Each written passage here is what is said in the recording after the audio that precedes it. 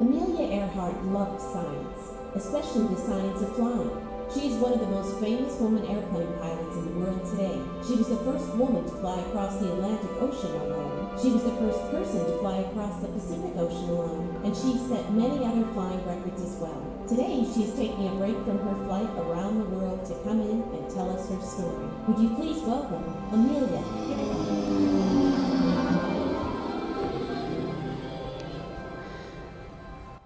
Hello, my name is Amelia Earhart, and I'm the most famous woman airplane pilot in the world today. Today being July 1st, 1937. I was the first woman to fly across the Atlantic Ocean, and to fly across it alone in my own plane. I was the first person to fly across the Pacific Ocean alone, and now I'm the first woman to fly around the world. I'm currently on my world flight, but wanted to take a break to stop in and talk with you all for a bit. I'll tell you more about my world flight a little later on, but first, I'd like to share with you a few stories from my childhood. I was born in my grandparents' house on July 24th, 1897. They lived in a small town in the state of Kansas. My full name is Amelia Mary Earhart. I was named after my grandmother. My family calls me Mealy for short. I have one sister, Muriel Grace, who's 2.5 years younger than I. We call Muriel Pidge for short. She was the shrimp in the family. Pidge and I were best friends growing up. We liked to do everything together. And we lived with our grandparents quite a bit when we were young. They lived in a big white house overlooking a huge river. And we had wonderful fun exploring all the caves and forests along the riverbank. Pidge and I were different from other girls in the neighborhood. We were tomboys. Oh, there were times we liked to wear our dresses and play quietly in the house. But most of the time, we liked to do things girls weren't supposed to be doing back then, like going fishing and having mud fights. Those were the best. We were also very lucky because my mother was sort of a tomboy herself when she was little, so she understood us pretty well. She even made us gymnasium suits called bloomers to play in, so we didn't have to worry about getting our dresses dirty. These were the first pants we were ever allowed to wear, and we felt very athletic in them. Some of the other kids made fun of us, but we didn't care. We could have a lot more fun in our bloomers than we could have in our dresses, and that's all that mattered to us. My parents also allowed us to do some things the way boys did them, not the way girls were expected to. I'll never forget the first time I saw the kids go sledding down the hill in front of our house. I was 7 years old. It was a week before Christmas, and we had just gotten our first big snowfall. All the girls sat up in their sleds and stared with their feet. Come here, Pidge, look! Their sleds had wooden runners on the bottom, so they didn't go very fast. The boys had sleds with steel runners on the bottom, and they zoomed down the hill. And they lied on their stomach and steered with their hands. Pidge and I thought the way the boys did it looked like a lot more fun. Oh, Father, can we please have a sled like the boys have? Please, please. And on Christmas morning, the first thing we saw were 2 bright sleds with sharp steel runners on the bottom. Oh, thank you, Father, thank you. Oh, golly, Pidge, it's gonna be great. Steel runners, we're gonna go so fast. The next day we took off, barreling down the hill. It was great. Then one day, not long after that, I was racing down this long, icy slope when I saw a horse come around the corner. It was pulling a cart and a man was walking behind it. The horse was walking right in the middle of my sledding path. I tried to steer my sled in another direction, but the slope was too icy. I had no control. So I yelled at the man, "Look out, mister! Look out!"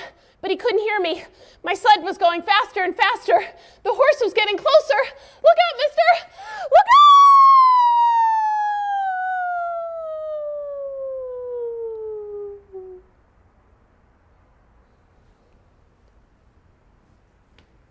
a sudden, I was on the other side of the horse. I was still on my sled. The horse was still walking.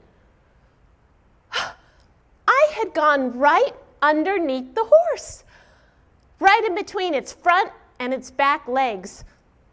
If I'd been sitting up on my sled like all the other girls, I would have lost half my head on the horse's stomach. Or worse, the horse would have lost half its stomach on my head. Yuck. Whew. That was fun. When springtime came, we put our sleds away, and Father surprised us by taking us to the World Fair. We rode the elephants and the Ferris wheel, but my favorite ride of all was the roller coaster. It went so fast.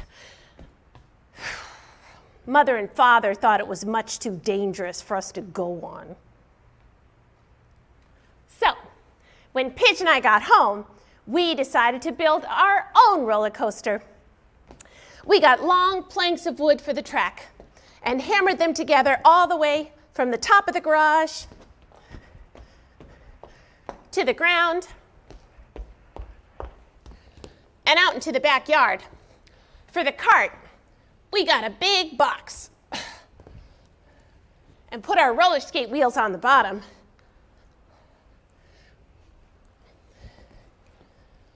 When we were done, we had the longest backyard roller coaster you'd ever seen.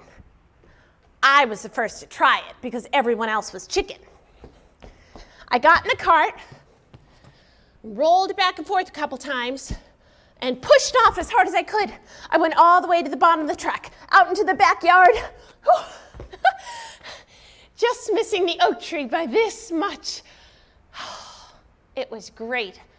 I felt like I was flying. After that, everyone wanted to try it.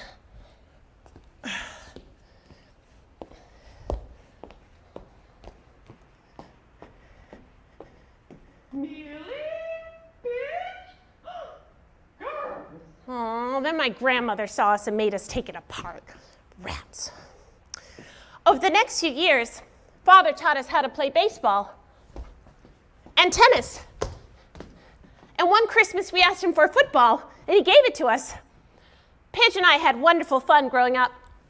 We were never afraid to try anything new. Throw it back! I loved the spirit of adventure I felt with each new day. When I was 10, Father got a new job with the railroad company where he worked, and we moved to Iowa. I didn't want to leave my grandparents and the many friends we had made, but Mother said it was a good opportunity for us.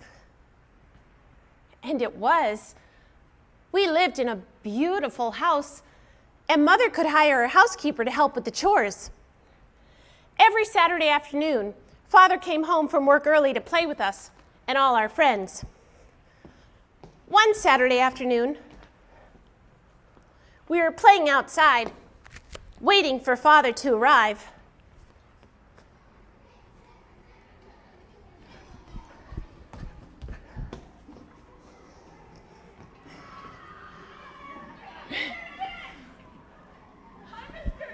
When we saw him down the street, we ran to greet him. He was walking awfully funny, like he couldn't keep his balance. He fell. Oh, Father. Leave me alone. I'm all right. But Father. I'm all right.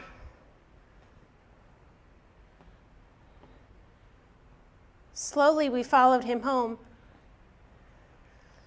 And I could tell by the way he was walking, he wouldn't be playing with us that afternoon. I don't think my father feels well. Maybe next Saturday he'll play with us. Pidge and I didn't know what to think. The following morning, Mother talked with us privately. She said Father had gone out with some friends after work and had forgotten about his responsibilities here with us. She said he was very sorry and asked us to forgive him. He promised it would never happen again. Of course we'll forgive him. Everyone makes mistakes sometimes. A few weeks later, there was a special dance at our church. Everyone was going to be there, including two boys we kind of had a crush on. We fluffed and primped until we were just right. Father promised to be home at 5 o'clock to take us. Oh, Pidge, I'm so excited. Father should be here any minute. I'll watch out the window and wait for him. When 5:30 came, I tried not to worry. We can be a little late for the dance, it won't matter. But by 6 o'clock, I didn't know what to think. Was he in an accident? Was he hurt? Or did he just forget about us again? Pidge burst into tears and ran to her room.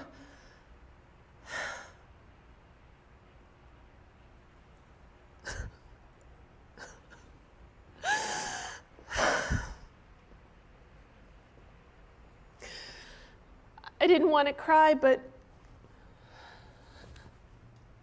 I was so disappointed.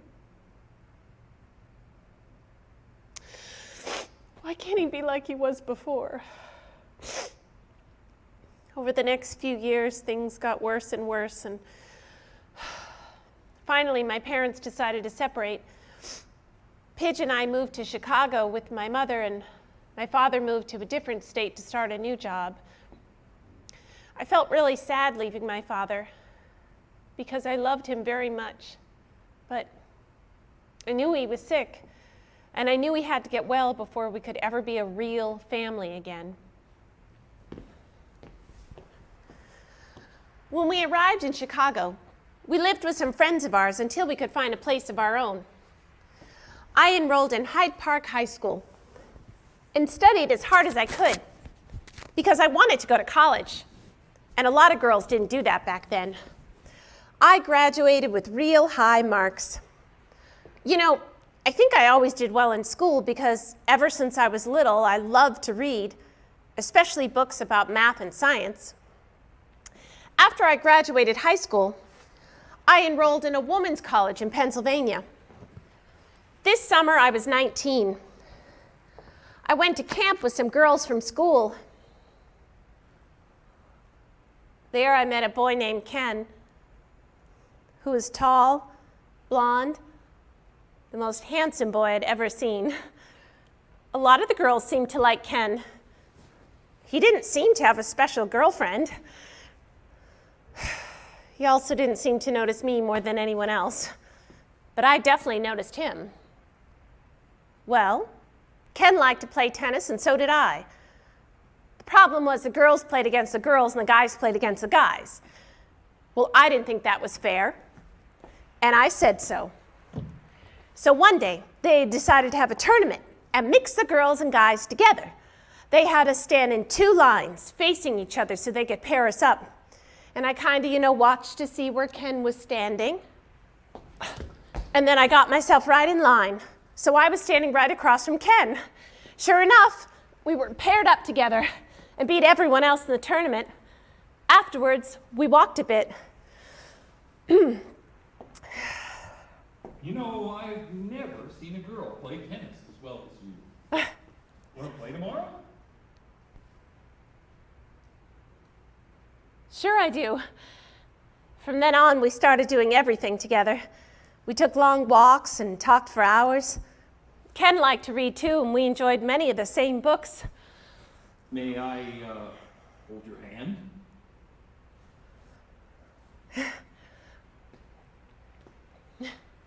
Then one day in the mail, I got a letter from Pidge. Oh, she wanted to come and visit me. I wrote her back right away and told her all the cabins were full. There was absolutely no place for her to stay. I wanted to spend time with Ken, not with Pidge. About a week before camp ended, Ken gave me his address.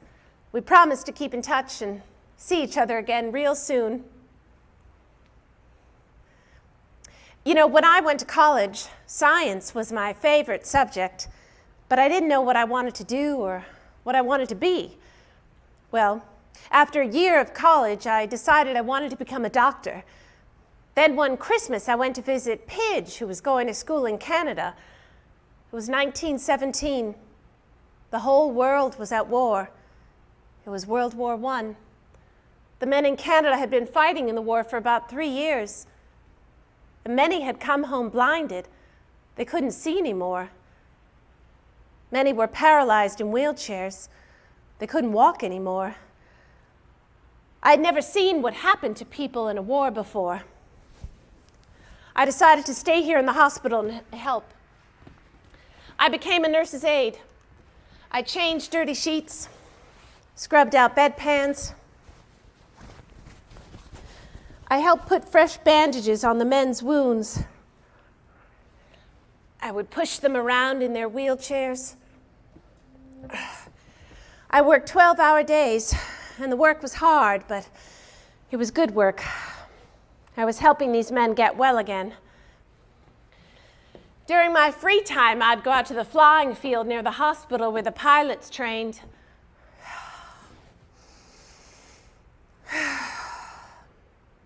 Their planes had so much speed and power.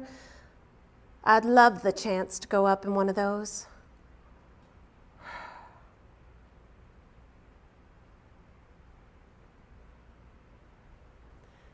I continued my nursing work until the end of the war.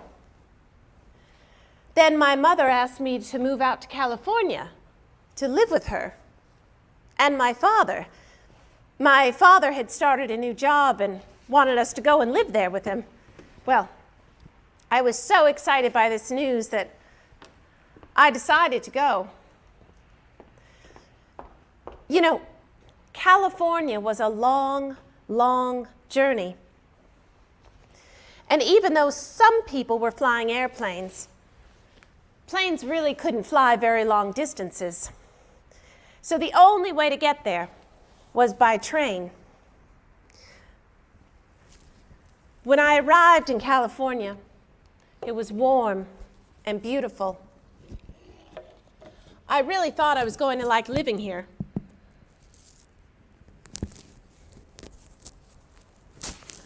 Father bought a lovely house in Los Angeles. It was really too big for the three of us, so he decided to rent out part of it to boarders. This is where I met Sam Chapman, my second real boyfriend. He was tall, dark, handsome. We had a lot of things in common. He liked all kinds of sports, enjoyed going to the theater. He was fun, and I liked being with him. That was the first good thing that happened.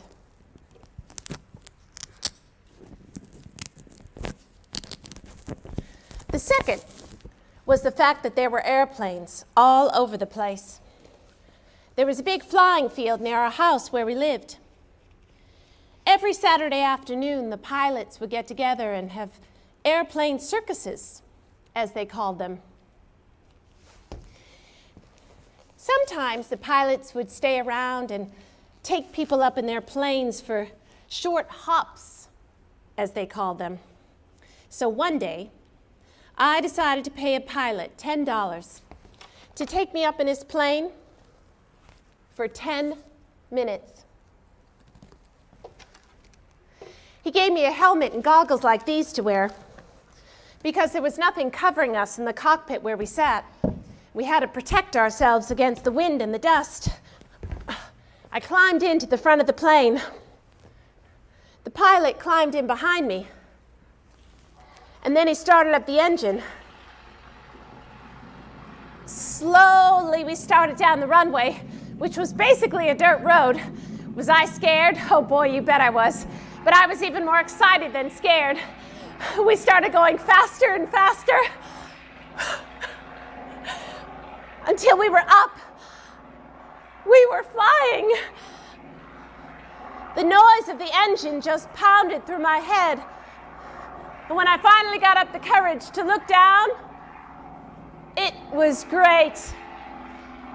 We flew out over the water before coming in for a landing.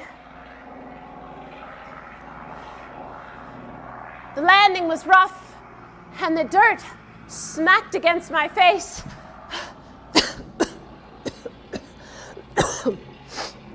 Oof. When we finally stopped, my whole face was covered with dirt, except for 2 white circles around my eyes.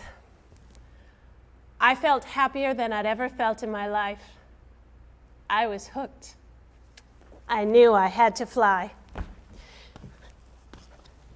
So I went out and bought a leather jacket, like the other pilots had, and got a job at a telephone company to help pay for my flying. After 20 hours of lessons, I flew a plane all by myself. So now, I was 24 years old, and I was flying. My mother was so supportive of my flying that she helped me buy my first airplane, a Kinner Canary. It was so light, I could push it into the shed myself.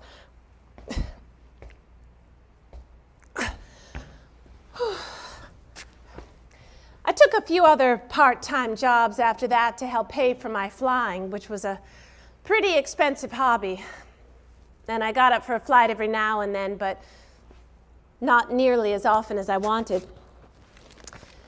Meanwhile, my parents were not really getting along well at all, and my mother wanted me to move out to Massachusetts to live with her. You know, I had just started flying, and I loved it. But I loved my mother more, and I knew she needed me. So I sold my plane, bought a car, and headed back east. I kept in close contact with my father after that. He passed away a few years ago, but fortunately I was able to be there with him. I told him I loved him and was very, very proud of him. Now, when I arrived in Massachusetts, I got a job as a social worker. Then one day in April 1927, a man named Captain Rayleigh called and asked if I'd be interested in doing something for aviation, which might be dangerous. I was curious, so I met with him. He said a woman named Mrs. Frederick Guest was going to pay 2 men to fly an airplane across the Atlantic Ocean, and she wanted an American woman to go along and be the first woman to fly across the Atlantic in a plane. They were asking me to go. I wanted to say yes, but I had to wonder, why me? Well, I had flown airplanes before, and I was still somewhat involved in aviation.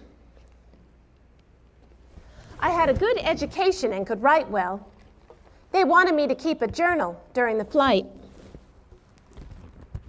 Mrs. Guest bought a plane and named it the Friendship to symbolize the friendship between the United States and England, which was our destination.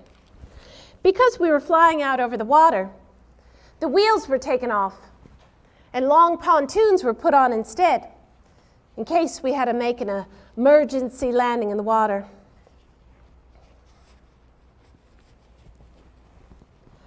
A man named Bill Stoltz was the pilot. Lou Gordon was the mechanic. They were the best. And I felt safe flying with them.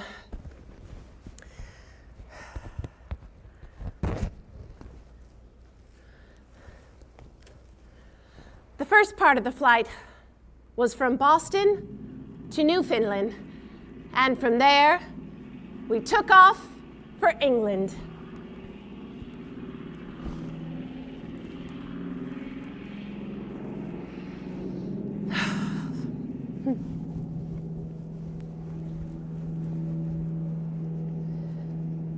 At first the flight was smooth,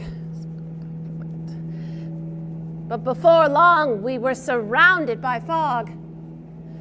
When a pilot flies through fog, he really has no idea which direction he's flying in, or whether his plane is tilted or straight. He must rely on the use of special instruments inside the plane to guide him, and Bill was well trained with these. The most exciting part of the flight was at the very end. We had been in the air for over 18 hours. Our gas was running low, and land was nowhere in sight. There's a ship! We flew down over it, hoping they would help us. Back then, ships would paint their position on deck. Planes would fly down over it to read it, to see where they were. So we flew down over it. Oh, no one was painting anything for us. I decided to drop them a message, asking for help. I wrote a note, wrapped it around an orange, opened up a small hatch door in the bottom of the plane, and dropped the orange down to the ship below.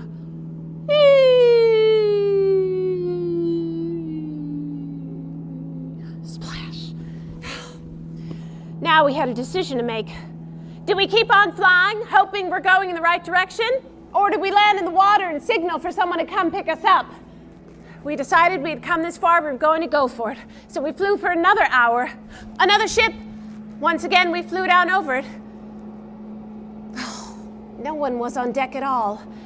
Now we were in big trouble. We had less than 1 hour of gasoline left. Where was land?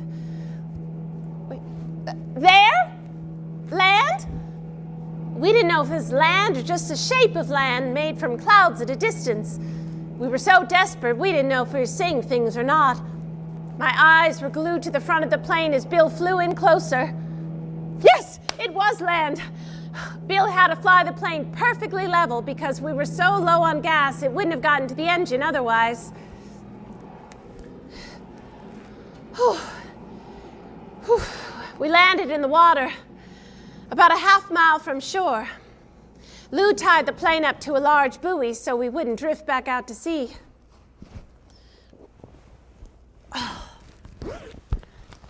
I opened the door to signal for someone to come pick us up.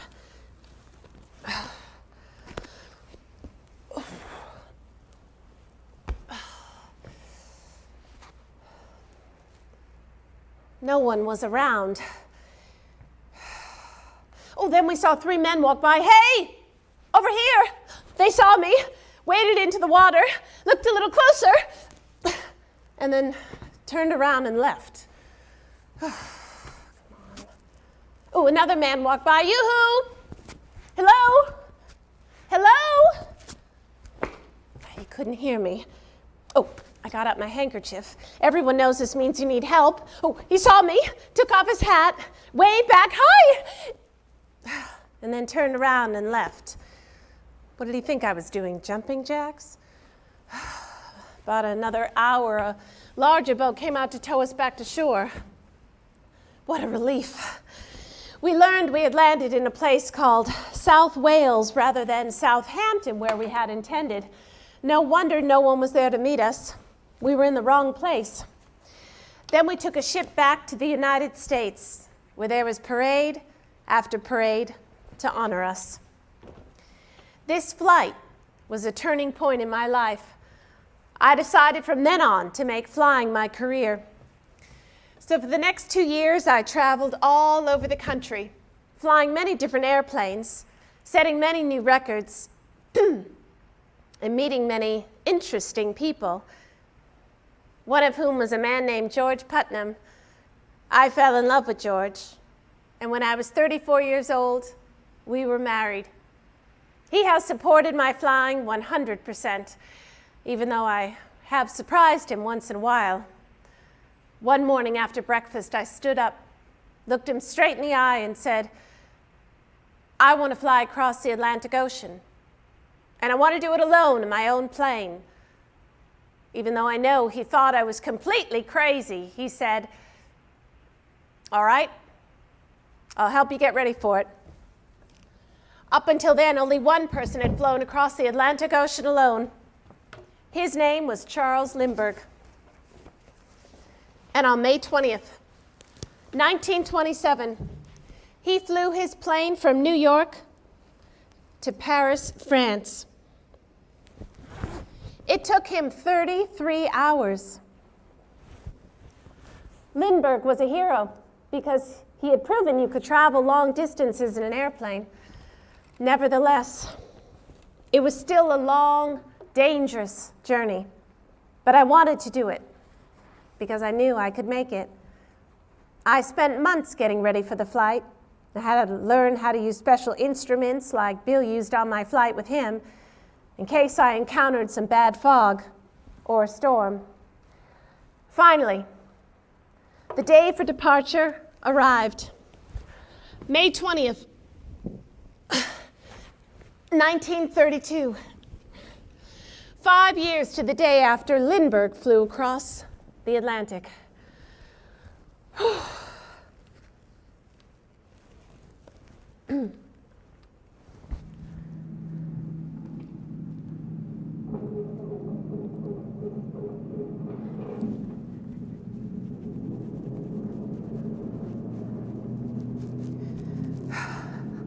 The takeoff went well, and I didn't encounter any problems for the first few hours, until I noticed my altimeter wasn't working. That's the instrument that tells me how high above the sea I'm flying. It's a pretty important instrument, but I decided to continue on without it rather than turning back. A few hours later, I encountered a terrible storm. I held on, but my plane was tossed about a lot. I was flying in the clouds and decided it would be easier if I could fly above them. So for the next 30 minutes, I climbed higher. Then all of a sudden, my plane began to slow down. What was happening? Come on, what's going on? Then I saw slush in my windshield, and I knew ice was forming on my wings. Before I knew it, my plane went into a downward spin faster than I'd ever gone before. I desperately tried to regain control before I hit the ocean. Come on, pull up, pull up.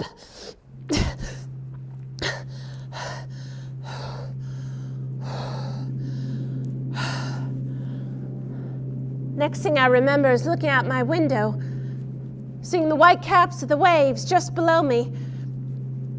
I had righted my plane seconds before I would have plunged into the ocean. Whew, close. At that point, I decided to turn back. But then I remembered Lindbergh had trouble with ice as well, and he continued on and made it. Thinking about him gave me courage to go on. Before long, another problem arose. A seam on the front of my plane began to separate. As the night wore on, the split became worse, and my whole plane started to shake. Then I noticed my gas was running low, so I turned on my reserve tank.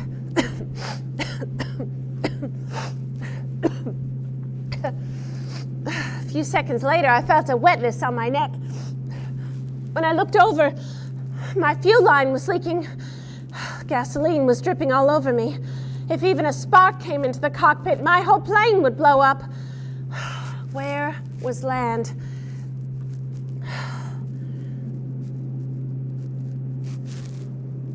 Then I saw 2 small fishing boats, and I knew I was close because those boats never go far from shore.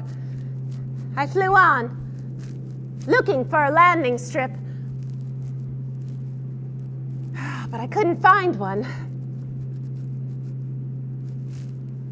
Then I saw a long, sloping meadow where some cows were grazing. Well, I had to land this plane somewhere. And I decided there would be enough room there for all of us. So I brought my plane down right in the middle of a herd of cows. I made it. I made it.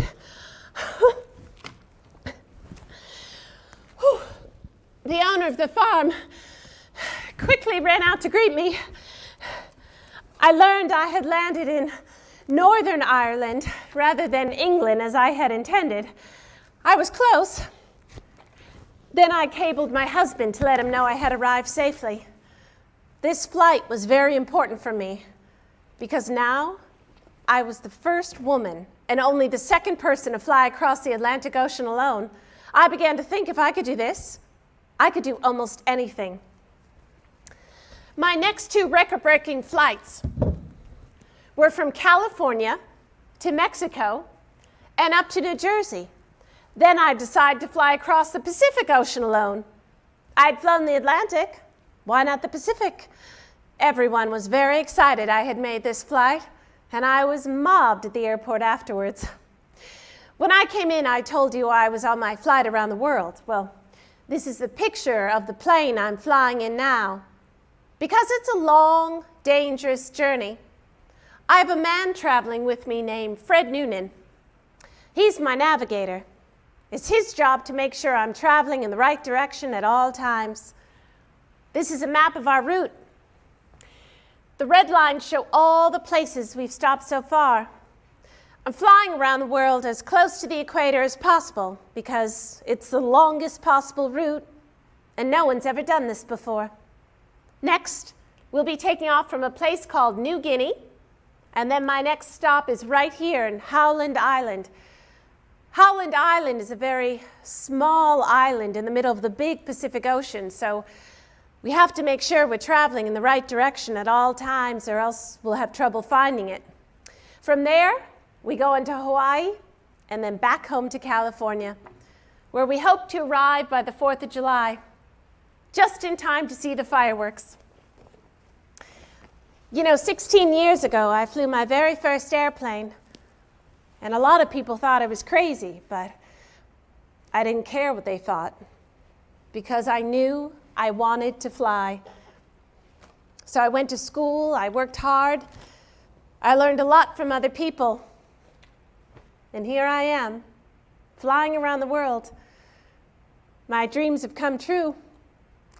And with hard work and determination, your dreams will come true too. Well, Fred Noonan is waiting for me, so I better be going. Thank you for letting me come in and talk to you all today. Wish us luck. Bye.